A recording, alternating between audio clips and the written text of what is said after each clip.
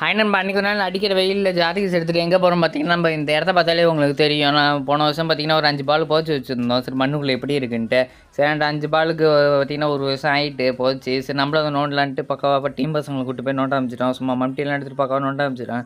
நம்ம சிங்க பாருங்கள் ஒரே இதில் நெம்பில் அழகாக பேர் விட்டாங்கல்ல, ரொம்ப பிடிப்பாக இருந்துச்சு. இவ்வளோ மழை இவ்வளோ வெயிலையும் இந்த பால்லாம் எப்படி இருக்குது, அதனால தான் இந்த எக்ஸ்பெரிமெண்ட் பண்ணோம். சரி நம்மளும் இல்லை எப்படியே கஷ்டப்பட்டு நோண்ட ஆரம்பிச்சு. நம்ம சேனல் புதுசாக மறக்காமல் சப்ஸ்கிரைப் பண்ணிக்கோங்க. அப்புறம் கையால் கலராக எல்லாம் படப்படன்னு நோண்ட ஆரம்பிச்சாச்சு. அப்படியே நம்ம பக்காவாக வீடியோ எடுத்தாச்சு. அடுத்து என்ன எக்ஸ்பெரிமெண்ட் பண்ணலாம் மறக்காமல் கமெண்ட்டில் சொல்லுங்கள். அப்படியே ஒரு பால் நம்ம எல்லாம் எடுக்க ஆரம்பிச்சிச்சு.